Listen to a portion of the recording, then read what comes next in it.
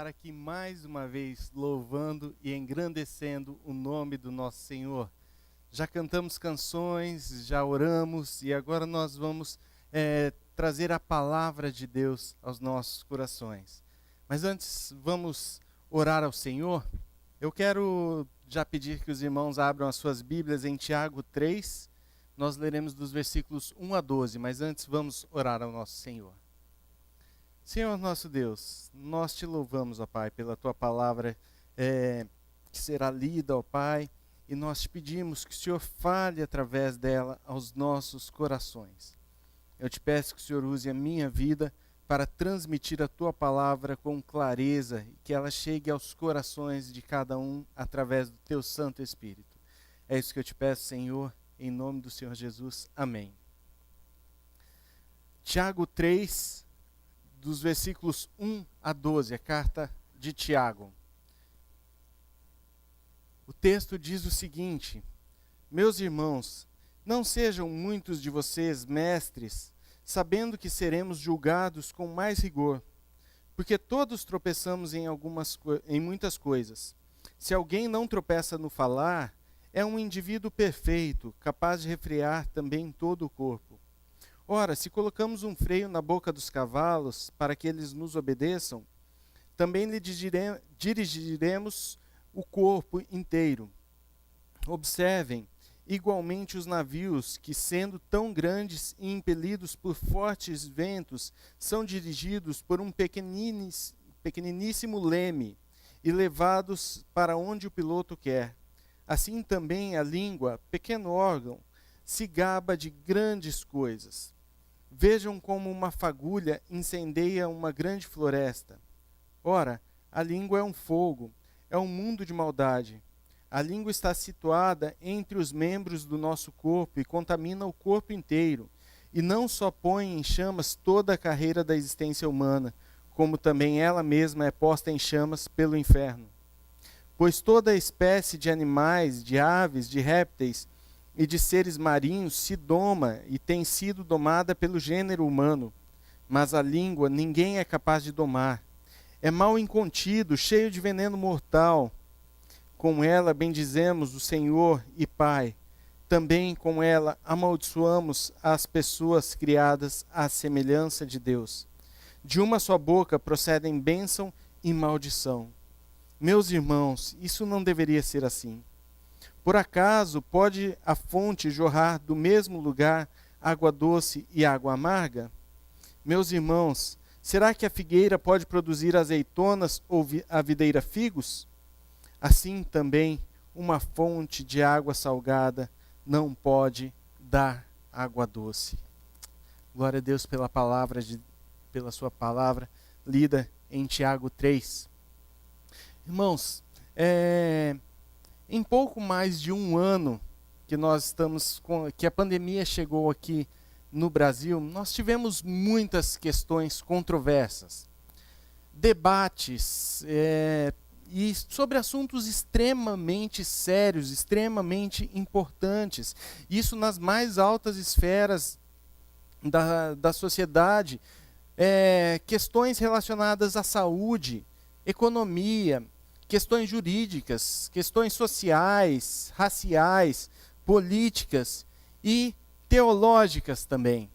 Recentemente nós tivemos talvez um grande embate, um dos maiores embates desde o começo da pandemia relacionados à teologia, que foi essa questão justamente da liberação dos cultos ou não, que chegou ao STF. Todas questões importantíssimas. E esses debates, eles começaram em órgãos bem especializados a tratarem desses assuntos, mas eles foram descendo e foram chegando para se tornarem debates para a opinião pública, que fossem regidos pela também opinião pública. Eu mesmo tive algumas conversas sobre assuntos diversos, vários assuntos diferentes, e na maioria foram conversas agradáveis, muitas vezes com opiniões diferentes, mas ainda assim conversas agradáveis. Mas eu sei também que, com certeza, eu magoei algumas pessoas. ao expressar a minha opinião e talvez manifestar aquilo que eu pensava. Mas quando nós olhamos para o que está acontecendo, especialmente nas redes sociais, nós vemos uma verdadeira guerra virtual. Pessoas discutindo de formas tão agressivas. Mas quando nós olhamos para esse texto de Tiago, em que Tiago fala de dominar a língua, e quando nós entendemos o contexto da vida, especialmente de Tiago, e daquilo que está acontecendo aqui, nós vemos que todo esse embate, toda essa controvérsia, essas brigas ásperas, não são de agora, elas já começaram há muito tempo na igreja primitiva. Tiago, que escreveu essa carta, não é o Tiago apóstolo, esse foi morto por Herodes, foi decapitado. Esse Tiago que aparece aqui é o irmão de Jesus. Ele se tornou um dos maiores, se não o maior líder da igreja primitiva. E ele dirigiu um difícil concílio, um concílio de Jerusalém. E esse concílio se deu porque algumas pessoas estavam indo à cidade de Antioquia e falando que todos os gentios, aqueles que não eram judeus, deveriam ser circuncidados, pois caso isso não acontecesse, não seriam salvos. E aí quando nós lemos Atos 15, versículos 1 e 2, diz o seguinte: alguns indivíduos que foram da Judéia para Antioquia ensinavam aos irmãos: se vocês não forem circuncidados segundo o costume de Moisés, não podem ser salvos. Tendo surgido um conflito e grande discussão de Paulo e Barnabé com eles, foi resolvido que Paulo e Barnabé, esses dois, e mais alguns fossem a Jerusalém, aos apóstolos e presbíteros, para tratar desta situação, dessa questão. Ou seja, nesse tempo já havia um grande embate, uma grande controvérsia ali, que para nós hoje é tranquilo, a questão da circuncisão, a questão de um gentil não necessitar da circuncisão, mas naquela época era algo extremamente difícil. A igreja de Antioquia, especialmente, era formada em sua maioria por gentios. E quando os judaizantes chegaram lá, aqueles que eram a favor da circuncisão, eles falavam: se vocês não forem circuncidados, vocês não serão salvos. E as brigas, elas são tão fortes que Paulo chega a falar em Gálatas que se alguém pregar um evangelho diferente daquele que ele pregou, que seja anátema, que seja amaldiçoado. Paulo é duro em seu discurso contra aquelas pessoas. E por outro lado, os judaizantes difamavam o apostolado de Paulo para tirar a credibilidade da sua mensagem, tirar a credibilidade daquilo que ele falava. E quando eles chegaram em Jerusalém para reunir e decidir o que seria feito, quem estava mediando este conflito? Tiago. Tiago estava lá. E quando Tiago escreve essa carta, ele escreve uma carta que é chamada Provérbios do Novo Testamento, porque ela trata muito sobre sabedoria. Sabedoria para passar por provações, para não se irar, para praticar e não apenas ouvir a palavra, sabedoria para não fazer distinção entre as pessoas, sabedoria para adequar fé e obras, sabedoria para entender que os planos são frustrados algumas vezes, que Deus é quem dirige os nossos planos. E agora, neste capítulo 3, sabedoria para usar a língua. E Tiago começa logo no versículo 1 deste capítulo 3, falando: olha, não sejam muitos de vocês mestres. Uma carta que fala sobre sabedoria, que incentiva as pessoas a buscarem sabedoria, pedir a Deus, porque Ele não coloca nenhum empecilho em dar sabedoria. Ele vira e fala: não sejam muitos de vocês mestres. Quando Tiago fala isso, ele não está desestimulando as pessoas a terem o ofício de ensinar, mas ele está falando que essas pessoas serão julgadas com maior rigor. E o próprio Tiago se inclui nestes mestres que são julgados com maior rigor, quando ele fala, sabendo que seremos julgados com mais rigor. Ele se coloca nessas pessoas que são julgadas. E a posição de mestre era uma posição muito almejada no Novo Testamento e na igreja primitiva. Toda criança, ela sabia que possivelmente seguiria o caminho do seu pai. Aqui a profissão do seu pai seria a sua profissão. Mas algumas crianças se destacavam no aprendizado. O ensino judaico era voltado para que as pessoas se tornassem mestres. Então toda criança judaica, aos 7 anos, conhecia o Pentateuco de cor. Tinham os 5 primeiros livros da Bíblia memorizados em sua mente. As crianças que mais se destacavam passavam a aprender o Antigo Testamento. E aos 12 anos a criança tinha o conhecimento de todo o Antigo Testamento de cor. E as crianças que mais se destacavam passavam a seguir algum rabino, alguma pessoa que iria ensinar a interpretação da lei. E ali essa pessoa, essa criança, conforme fosse crescendo e aprendendo sobre a lei, ela se tornaria um rabino, um mestre. Então, ser um mestre era o sonho de toda criança, tornar-se um rabino. Eles eram admirados, eles eram honrados.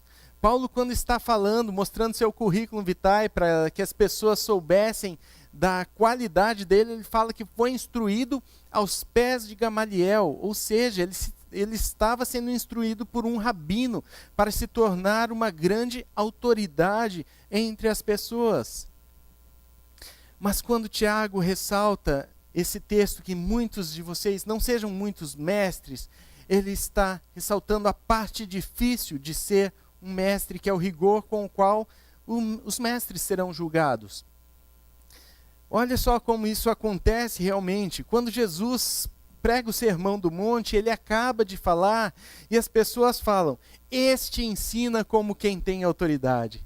Se eles julgam a Jesus como alguém que tem autoridade ensinando, com certeza eles falavam para muitos outros: esse não tem autoridade nenhuma para falar isso. Esse fala uma coisa, mas vive de outro jeito, completamente diferente. E quando Tiago fala, olha, porque vocês julgam os outros, os mestres, com muito mais rigor, ele já poderia pegar um gancho ali para dar um sermão naqueles irmãos, falando, olha, vocês têm que parar de julgar os mestres com tanto rigor assim, vocês têm que ser mais amenos. Mas não é isso que ele faz. Ao contrário, ele fala que, no versículo 2, porque todos nós tropeçamos em muitas coisas. Ele mostra que ele é falho, mostra a sua falibilidade, mostra que ele tem empatia, ele está com aqueles homens no momento de ser falho, ele também é falho. Isso tudo reforça, sim, a ideia de que não sejamos muitos de nós mestres, mas também mostra a humanidade dos mestres. Mestres que erram, mestres que são falhos. Sim, nós que ensinamos, nós que pregamos, somos falhos, nós temos muitas falhas. No início eu falei que com certeza eu já magoei alguém com as minhas palavras. Sim, porque eu conheço o meu coração e a minha língua, que muitas vezes é áspera, é forte, fala de maneira inadequada. E com certeza, sim, eu magoei alguém em alguns momentos. Isso porque todos nós, sem exceção, tropeçamos, todos nós somos falhos. Mas a intenção desse texto, e assim como é dessa pregação, não é apontar os dedos, mas é refletir na nossa própria vida. Porque se Tiago fala que todos somos falhos, em algum momento nós erramos, e em algum momento nós erraremos no falar, em colocar as nossas palavras, com certeza nós erraremos. Por isso, essa palavra é dirigida a cada um de nós. Nós, quando estamos preparando as pregações, e hoje a Deise falou isso, nós estudamos muito e vemos muitas coisas que trazem, que acrescentam ao nosso coração. E quando nós estamos preparando, muitas vezes nós somos confortados por Deus com a sua palavra. Outras vezes nos alegramos com a sua palavra, recobramos a nossa esperança, aumentamos a nossa fé. Mas quantas vezes também nós choramos quando somos confrontados pela palavra? Sim, a palavra fala aos nossos corações e ela deve falar aos corações de todos aqueles que nos ouvem, que estão ouvindo, porque todos nós, sem exceção, tropeçamos.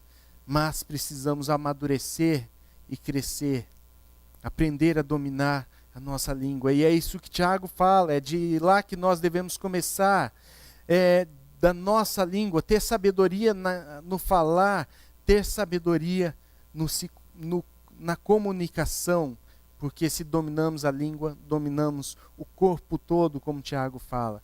Por isso o tema desta noite é cuidado com as palavras. Cuidado com a língua, com as palavras.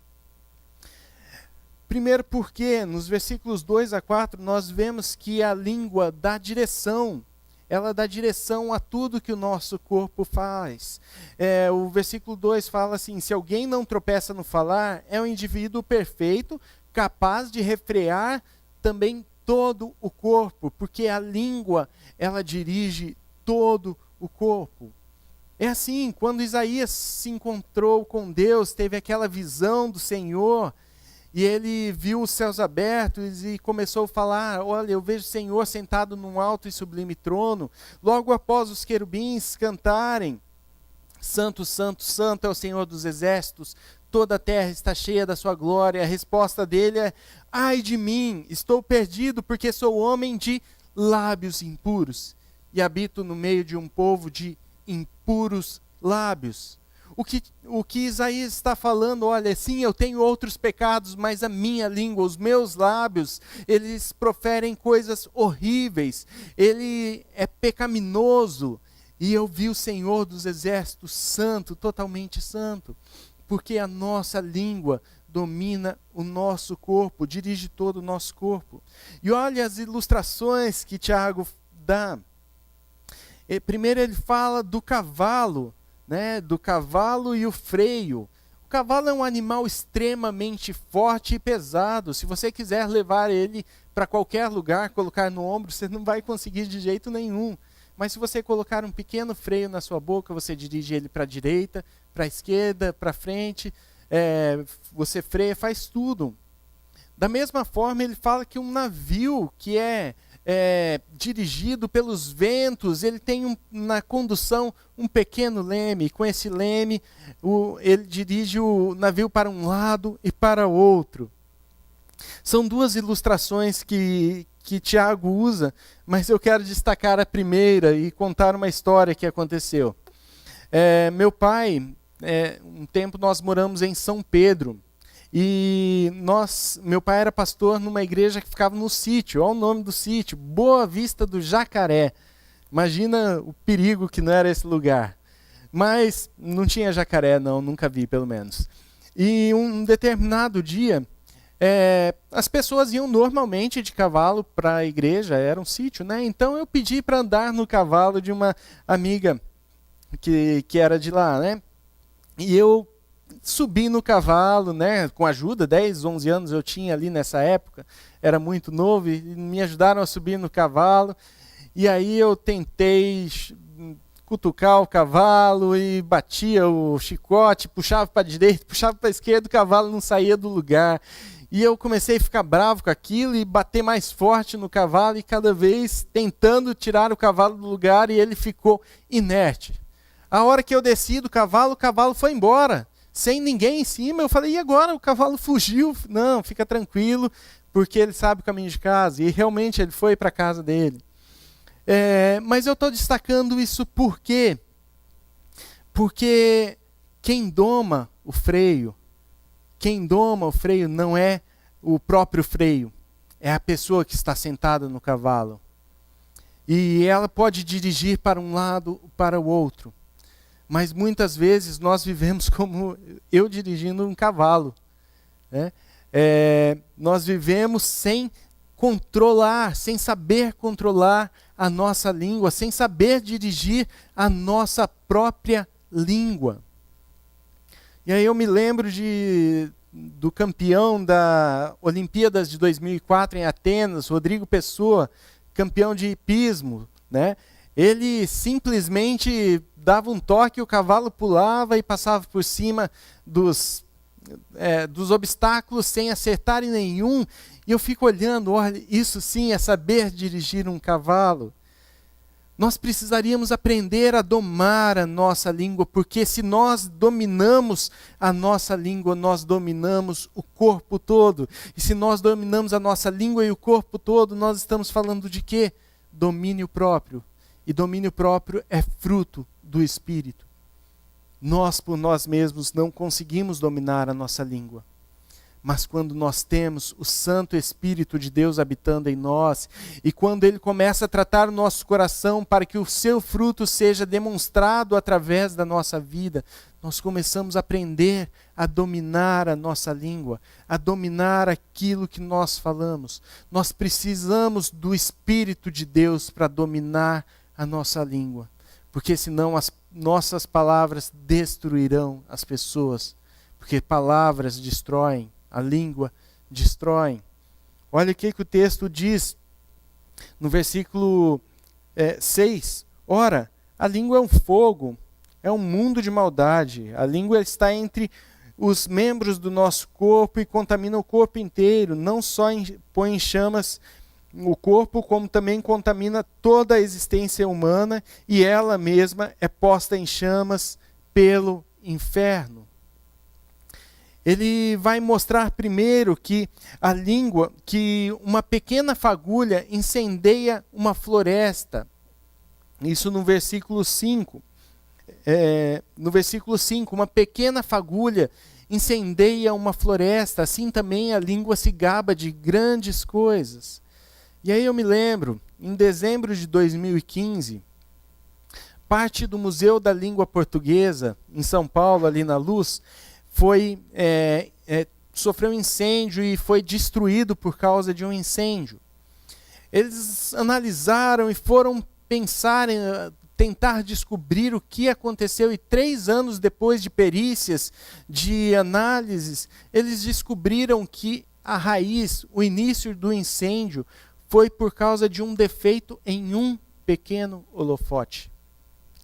Um defeito em um pequeno holofote causou um incêndio que destruiu grande parte do museu, um lindo museu, que é o Museu da Língua Portuguesa em São Paulo. E Tiago fala que é isto que acontece com a nossa língua. Ela é uma pequena faísca, mas que provoca um incêndio. E ele fala que esse incêndio, ele atinge o corpo inteiro. A língua contamina o nosso corpo inteiro. Primeiro, ela contamina o nosso corpo. Não sei se vocês já tiveram algum momento em que vocês estavam bem, e depois de começar a falar sobre um determinado assunto, começou a dar um aperto no coração e ficar angustiado, magoado. Por quê? Porque a língua contamina todo o nosso corpo. Quando alguém só fala mal das pessoas, só critica e fala que tudo está errado, isso vai frustrando o seu próprio coração e minando sua alegria e também afastando essa pessoa de Deus. Porque a língua contamina o corpo inteiro.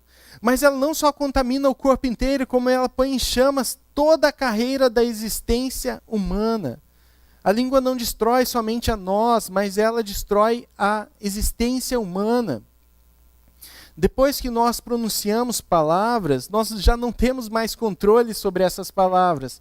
Elas tomam a direção que elas quiserem. E hoje, quando nós vemos as redes sociais, essas palavras têm atingido proporções cada dia maiores. Elas têm um poder destrutivo em massa, coletivo. Nas redes sociais, elas não só ganharam espaço e poder, mas elas também ganharam agressividade e ódio. Tem muitas pessoas que têm falado nas redes sociais o que jamais falariam pessoalmente. Tamanho ódio que tem ganhado, que tem tomado proporções no nosso coração. E aí eu pergunto, e Tiago nos pergunta, onde está a nossa sabedoria para controlar as nossas palavras? Não são só da língua que as palavras saem agora, os nossos dedos também colocam as palavras e destroem muito mais. Queridos, quando nós vemos algumas postagens no Facebook ou no Instagram, e depois nós vamos vendo também as suas respostas, nós vemos um ódio que vai incendiando e que vai domando as pessoas, e muitas vezes nós olhamos um irmão aqui que postou, outro irmão aqui que respondeu, e isso tem envergonhado o evangelho. Cadê o amor que existe entre esses irmãos? Cadê o amor que existe entre essas pessoas? E ao contrário do que Tiago nos ensina, que não fôssemos muito de nós mestres, nós fazemos ao contrário. Quando nós entramos no Facebook e começamos a colocar as nossas opiniões, as nossas palavras, nós nos tornamos mestres nas redes sociais e queremos ensinar as pessoas. O problema é que isso está acontecendo e tem destruído famílias. Pessoas da mesma família não se conversam por causa de coisas que foram colocadas em redes sociais. Afetam o evangelho. Essas palavras muitas vezes não condizem com as nossas atitudes, muitas vezes não condizem com aquilo que nós cremos. As nossas palavras negam a nossa fé quando nós colocamos algumas postagens. Nós deveríamos ter sabedoria para colocar aquelas coisas, aquilo que nós colocamos.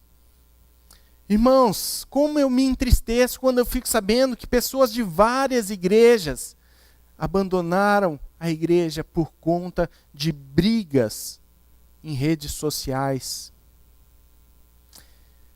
Me entristeço por saber que pessoas são capazes de ver outras pessoas distantes de Deus, mas não são capazes de pedir perdão. São capazes de ver pessoas sofrendo distante de Deus, mas não são capazes de ir lá reconciliar, buscar uma reconciliação. Como é triste isso.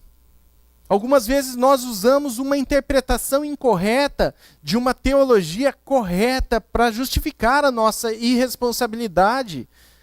Nós falamos, olha, se ele for eleito de Deus, ele vai voltar para o Senhor. E isso é verdade, isso é uma teologia correta. Sim, ele voltará, mas isso não tira de nós a nossa responsabilidade, o nosso lado da situação de ir buscar o perdão, buscar a conciliação.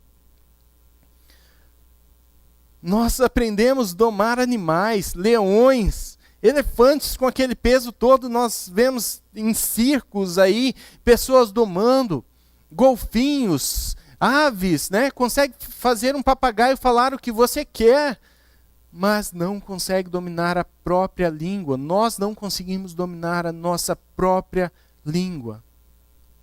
E olha o que o versículo 8 nos diz. A língua é mal incontida, cheio de veneno mortal. Nós muitas vezes temos destruído pessoas com as nossas palavras. Destruído pessoas. Mas Tiago continua falando que muitas vezes as nossas palavras revelam uma contradição enorme da nossa fé. E ele fala, pode a fonte jorrar do mesmo lugar água doce e água amarga? Pode uma figueira produzir azeitonas? Pode uma videira produzir figos? São perguntas retóricas, porque todos nós sabemos a resposta, não. Mas ele pergunta, e como pode de uma boca só sair bênção e maldição? A mesma boca que bendiz a Deus, né? Uma canção, bendize, ó minha alma, Senhor, Senhor, Tu és maravilhoso. e acabando o culto. Hoje não precisa nem mais sair para o salão social, dentro da casa, às vezes no mesmo culto está criticando as pessoas que estão lá ou pessoas que você se lembra nesse momento. De uma mesma boca sair uma mesma boca bendizer ao Senhor e amaldiçoar aos irmãos. Tiago fala, isso não deveria ser assim. Nós não deveríamos viver dessa maneira. Irmãos, como seria bom se da nossa boca saíssem apenas palavras de sabedoria, de gratidão. Não palavras que ferem, mas sim palavras de conforto, de consolo. Palavras que edificam, palavras que demonstram amor, palavras que engrandeçam a Deus e aos outros. Como seria maravilhoso se da nossa boca saíssem apenas essas palavras, a começar em mim. Como seria bom. E é possível, irmãos, é possível. Mas para isso nós precisamos ser controlados pelo Espírito Santo de Deus. Precisamos ser controlados pelo Espírito que derrama o seu domínio próprio sobre as nossas vidas. Mas eu queria falar, para finalizar, sobre duas palavras que mudaram a história da humanidade. Primeiro foi a palavra de uma serpente que, por sua palavra, por sua retórica, o pecado entrou no mundo. Por causa de uma serpente falando, olha, se você comer esse fruto, você será igual a Deus. Por causa disso, o pecado entrou no mundo e a humanidade toda foi afetada. Adão pecou, mas veio um segundo Adão. Este teve um domínio completo da sua língua, porque ele foi perfeito. E na cruz, o momento de maior dor, um momento não só de dor física, mas de separação do Pai, porque ele fala, Deus meu, por que me abandonaste? E ali na cruz, Jesus pronuncia uma de suas últimas palavras, uma palavra só, tetelestai, que em português significa está consumado. Ele veio para ser perfeito, ele viveu perfeito por nós, para que o nosso pecado fosse levado na cruz. E ele chegou ao fim de sua vida e falou, está consumado, minha obra foi realizada, eu fiz aquilo que era para ser feito. E através dessa obra, os nossos corações são transformados. Através dessa obra, Jesus nos trouxe salvação e mais do que isso, transformação das nossas vidas, através do Santo Espírito de Deus. Irmãos, mais uma vez eu quero lembrar que essa não é uma palavra para que possa ser direcionada para alguém. Não fiquemos tentando lembrar de nomes, pelo contrário, que nós façamos uma autoanálise no nosso coração. Porque nós precisamos dessa obra do Senhor Jesus Cristo em nossas vidas, porque Ele começou uma boa obra em nós e é fiel de completá-la até o dia final, e Ele está completando essa obra, inclusive domando a nossa língua, nos dando domínio próprio através do Santo Espírito de Deus. E eu quero lembrar o último versículo do Salmo 19, que foi lido no início, que fala que as palavras dos meus lábios e o meditar do meu coração sejam agradáveis a Ti, Senhor, rocha minha e redentor meu. Que as nossas palavras, irmãos, sejam palavras dominadas e dirigidas pelo Espírito de Deus. Que sejam palavras edificantes. Eu quero orar com os irmãos, depois nós ouviremos uma canção. Senhor nosso Deus, nós todos, sem exceção, tropeçamos. Tiago nos fala isso, a Tua palavra nos fala isso. Mas nós pedimos ajuda, Nós pedimos a intervenção do Teu Santo Espírito sobre as nossas vidas, para que possamos ter domínio das nossas palavras, domínio da nossa língua, para que o que saia da nossa boca sejam palavras abençoadoras, palavras de sabedoria, palavras edificantes. Nós te pedimos, ó Pai, dome a nossa língua, trate o nosso domínio próprio, para que possamos exercê-lo também no nosso falar, também no nosso postar na internet. Nós te pedimos o teu domínio sobre as nossas vidas. Em nome do Senhor Jesus. Amém.